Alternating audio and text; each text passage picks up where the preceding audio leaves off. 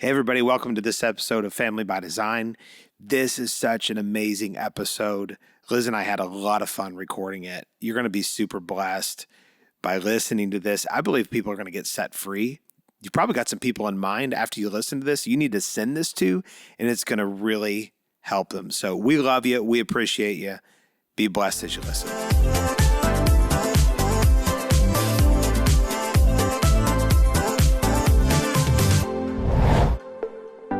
This is a really great thing to talk about because it's a part of my core. Because we're just talking about approval seeking and coming from this place of and I like to use the term approval addiction. It's a pretty well known term, but it's a good way to put it. But going from approval seeking, approval addiction, to where you're just confident in the Lord, and the reason that people seek approval from other people is to try to, there's probably multiple reasons, but one is to try to build up their confidence, to build up their esteem, when our confidence should come from the Lord. And there was a teaching I heard years ago on, are you self-esteemed? Are you having self-esteem, or is it Christ esteem? And the world teaches, like psychology and things like that, teach like you need to have good self-esteem. And I get the point. It's not evil, but it's really not accurate for the believer, because we're called to esteem Christ. And when we esteem Christ, it doesn't matter whether we're esteemed or not. Yeah, that's good. So, even like thinking about that, especially when it is like the world tells us all the time, make sure you have good self-esteem, make sure you're esteeming your kids, make sure you are esteeming any and everything else besides for the Lord. And what's when you're having self-esteem, what is that focused on? Self. It's focused on you. And so you have a big it builds your ego. Target on you. And it builds your ego. And so with this often comes a desire to seek approval from other people. From outside sources. Yes, from outside sources, which I think also ties into the fear of man. Yeah. I think it's, closely related to that. But seeking approval from other people is a very dangerous thing. This is something that, and I try not to tie everything into ministry, because most people aren't in the position that I'm in. Right. But it is the experience that I have. And I think that if ministers can work past approval addiction, anybody can do it. That's good. Because the way that, especially for people that are in like a public ministry, like we're in, to where we speak in front of people, on a yearly basis, we're talking to thousands of people. Now, it's often the same people, as pastors, right. But like if you take all of the engagements that we have and add them all together, it's thousands of people. And, in that, you're going to have some people that don't like you. You're going to have some people that do not approve of you. And as a minister, when you are looking for people to approve of you, if that becomes a very core part of your makeup, like your drive and how you go about your life, and you're looking for that to build confidence, you will end up compromising what you believe and what you do in order to gain the approval of other people to make you feel good about yourself. Yeah, so it's a really terrible place. And it's actually the reason why the church as a whole is so unhealthy, is because the ministers are unhealthy. And they're unhealthy because they're gaining their confidence, their esteem from what people say and not from what God says. They're not gaining it from the Lord. And, I've said this before, that like, I'm not pizza. I can't make everybody happy. You can have a pizza party and pretty much everybody there is going to take a piece and they're going to have a smile on their face. Right. I know some people don't like pizza, but Most those people are do. strange that don't like pizza. Everybody likes pizza, right? So I'm not a pizza. We're not a pizza. All right. We can't have everybody happy with us. And if we are striving to gain approval from people, then it is a striving on the inside. It's not a relaxed position. It's not a position of rest. And it's not a place where confidence comes from. Because we've learned this in ministry. You can have somebody sing your praises one day and they will stab you in the back the next day. Right. So you that'll can't mess you up. Yeah, it'll mess you all up if that's where your confidence You're is high coming one from. day and then dead the next. Yeah. and then you live on that yo-yo. So like, let's translate that. By the way, most people don't stab us in the back. Right. But we have had people do that. Right. So let's translate that even into parenting. Yeah. If you're always seeking approval, how is that going to affect you being able to effectively parent your children? Because this isn't just that you want approval from people who are maybe over you or even your own peer group. This will mean that you want approval, and it could mean that you want approval from your kids. Oh, yeah. You want your kids to like you. You want them to be best friends. I hate it when people say that. Can I just say it? I hate it when people say, it's fine when they get older. There's still a parent-child relationship there, but it's kind of okay when they get older. But when they're like teenagers, I want them to like me. Trash. Who cares if your kid likes you or not? You're not there for your child to like you. You're there to parent them. If you have approval addiction, then you are going to want them to like you, and so you adjust however it is they want you to adjust. And here's the thing, kids are so, maybe resilient isn't the right word, but they are very smart, and they catch wind of this real quick, and they can use that against you. Is that they might not be able to identify, oh, my parent is a approval seeker, so I can just throw a fit this way, or I can demand this way, or I can manipulate this way, and then they'll fold, and they'll do what I want so that I'm happy, because then they'll be happy. Like, they just like intuitively realize that. So that's like something that we have to be so careful of, and this can ruin children. It can ruin parent relationships, because let's just be honest, if as we get older, like now in a perspective of where we are as adults parenting children and looking back at our childhood, like we get, if we're not, I'm not saying us maybe in particular, but like people get resentment built up in their hearts for their parents like not being their parent, but trying to be a friend or doing anything else, or being somebody one place and being somebody else another place. And it messes them all up. Yeah. And so like, just deal with it now. Yeah. Just realize that you don't need your kids to approve of you, and parent them. Right. Because that's actually what a parent is. A parent isn't necessarily a friend. A parent isn't a buddy. A parent is a parent. You were given these children or had these children so that you could raise them to be productive people, to know their identity, to be whole individuals, not broken messes. Yeah. And that requires you to sometimes have kids who don't really like you. And sometimes they'll tell you they don't like you. Right. And so then that is even something that you need to journey on with them, of like, that's not respect, and that's not honor, and that's not how we talk to people. We've said things before like, well, I'm not here for you to like me. Right. I'm here for you because I love you, and I'm here to raise you in the fear and the admonition of the Lord. Like I'm here to give you what you need and not what you want. That's and good. When we as parents, if we fall into the trap of, and this could go for any relationship, but as parents, we fall into the trap of always giving people what they want, what makes them feel good.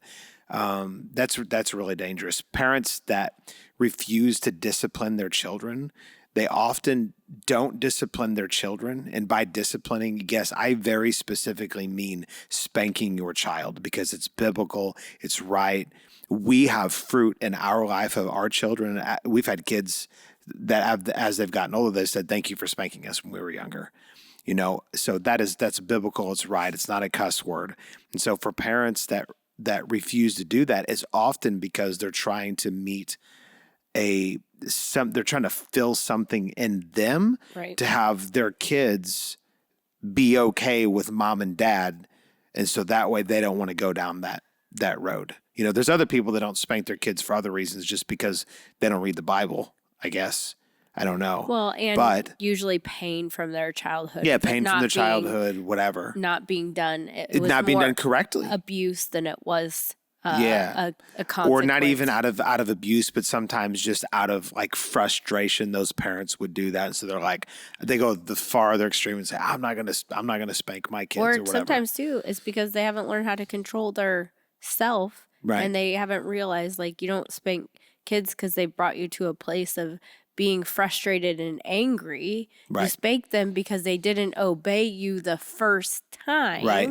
And you're supposed to stop it at that moment instead of waiting till they push you to this edge. We're off topic Anyways, here, I know, but like, just another little rabbit trail to this rabbit trail is if you count, you're telling your kids, I'm allowing you to disobey me for 5 seconds, 3 seconds, 2 more seconds. It might take them 2 seconds to go from one side of the room to the next, but they had better be on the move. You're not supposed to wait 3 seconds for them to move. Delayed obedience is disobedience. So good. Okay. Anyways, going back to this whole thing, Approval. but even that, why would parents count? Sometimes parents may not really think why they're doing it. They've just seen it done. They may not have approval addiction problem with their kids, but sometimes people do. They're like, because in the back of their mind, they're thinking, I don't want to discipline my kid because I don't want them to feel bad about what I'm doing. And not like if you make decisions based on whether your kid is going to feel good or feel bad because you want them to feel good right now about their life and their situation, and that you want them to feel good about you, you're not parenting biblical. Actually, too, that gets into a form of control, which people don't necessarily think of or talk about, is when, like, honestly, that's like not manipulation, but like that's you trying to control the situation by saying, I'm not going to do this because I don't want them to feel this way. I would say, so let me just put a little twist on that. I would say not controlling the situation, but controlling emotions. The emotions and the things that are going on at that moment. And most of the time you're trying to control other people's emotions because you don't want to experience a bad emotion. Right. Which this even flows into like marriage, and this whole approval seeking is like you won't have a hard conversation with your spouse. Oh my gosh. We need 5 podcasts to talk about this. Because you don't want them to feel bad so that you don't have to feel bad, or you don't want them to be in pain, but you're willing to stay in pain. And listen, it's like if your spouse, if you are married and you have become one flesh with your spouse, which is what it means to become married, if your spouse can't look at you and say, you're wrong here, you're not seeing this properly, without you being upset, you do not have a healthy marriage, and you are not a healthy person. Dang. We are supposed to be in such unity with our spouse that they can come to us and say, listen, how you're handling this, how you're looking at this, how you're viewing this is not the right way to do it. And I'm saying that goes both ways. Right. It's not just the man like, well, I'm going to get my woman in line. Right. Sometimes your woman might need to be in line, but sometimes maybe you need to be in line. And that's why God's given you somebody with incredible intuition to help you not be so stupid. I mean, come on, that's the reality. And so, but we oftentimes, now I've been on the harsh end of things. Right. Because I helped you with a lot of things. But I also didn't necessarily do it correctly. And so we've had to balance all that stuff out as we've grown older. Which is fine. We've just, we've learned, we've grown. We both had to apologize. I've apologized way more to you than you have to me. Not because you're not humble, but because I've been way more wrong, a lot more. And that's the truth. I mean, that really is the truth. But we don't have this thing of like between us of, oh my gosh, what is she going to say? Or what is he going to say if I say this? We have the true biblical definition of an open marriage, right? People talk about an open marriage and it's sick, with having other partners and crap like that. That's not what we mean. That is not what we mean. But our marriage is, in terms of communication, we are open between each other to where anything, there's not anything that can't come to the table. We can talk about anything. And we've talked about anything and everything. Right. And we've given each other permission to speak into each other's lives. We might not always like it. Because we value loving each other more than we do how the other person feels about us at the moment. Right. And I don't think she loves me right now. Yeah, that's so good. And because we have this back and forth, I've never asked you this, that when I'm telling you something that's hard, that you think, I don't think he loves me right now. No. I mean, that doesn't ever, I've been unloving at times. You've been unloving like 2 times probably. But as far as like how we actually believe towards each other, we don't think that way at all. Not in the slightest. And so we have this very open dialogue that we can have because we're not seeking approval. And so we're kind of out of time for this podcast. But I'll just say too, like, I feel like because we've grown in our confidence in who we are in Christ. This is where I was going to go. Oh, okay. We've been able to be more free in our having the hard conversations, and even in our parenting. Yeah. Because we realize like God loves us. He cares about us. We're in relationship with him. And so we can do the things that we need to do to continue having a successful, fruitful life, not, like independent from our emotions. Yes. And the last thing I want to say about this before we close, just to tie into what you just said, and I don't know that there's a lot of people that they're so bound by approval addiction, like seeking approval. They don't know that there's light on the other side. Right. And you can live in this place to where you are not bound by other people's opinions. You're only bound by what God says about you. And you develop this confidence that, and listen, when you become confident, you will make other people uncomfortable by your confidence, and they'll call you prideful, they'll call you arrogant, but you're just confident. But you can develop this place to where you walk into a room and you don't shudder at any man or any woman or any situation that's going on. You walk into that, and not in a controlling way, but you own it. Right. You walk in and you own it. I mean, I can speak to this because I went from the very first time I ever spoke in front of anybody, I walked off the stage in fear. And now we've spoken in front of hundreds of people. We're getting ready to have a situation where we're going to speak to, I don't know, like multiple hundreds of people is getting ready to happen. And that doesn't matter how many people you're speaking in front of. But my point is that I went from not being able to speak in front of 15 people or 20 people to being able to speak in front of hundreds. And I don't actually enjoy talking in front of people. Like, that is not something that I'm like, like, that doesn't happen for me. I don't actually really enjoy it, but I want to obey God. But I don't have the fear in doing it now like I did when I first started because I've become confident in the Lord. And I still battle through some things. I'd be lying if I said any different, but I'm not always like looking to see if people approved of what I said or not. If they don't like it, they don't like it. If they liked it, they like it. Jesus said to the multitude at one point, he said, if you don't eat my flesh and drink my blood, you'll have no part of me.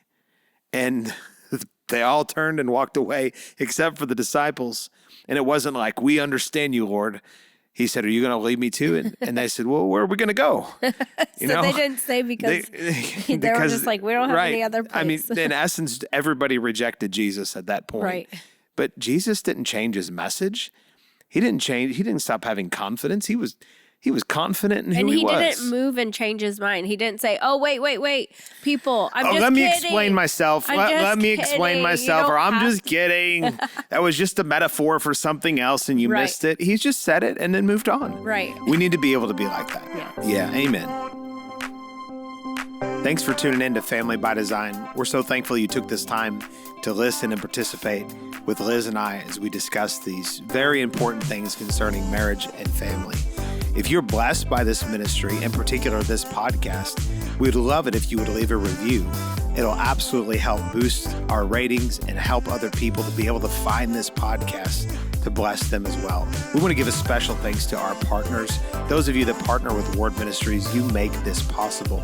If you'd like more information about partnership, you'd like to become a partner with us, you can go to wardmen.org and find all the information there, as well as other resources. So we bless you in the name of the Lord. Thanks for tuning in.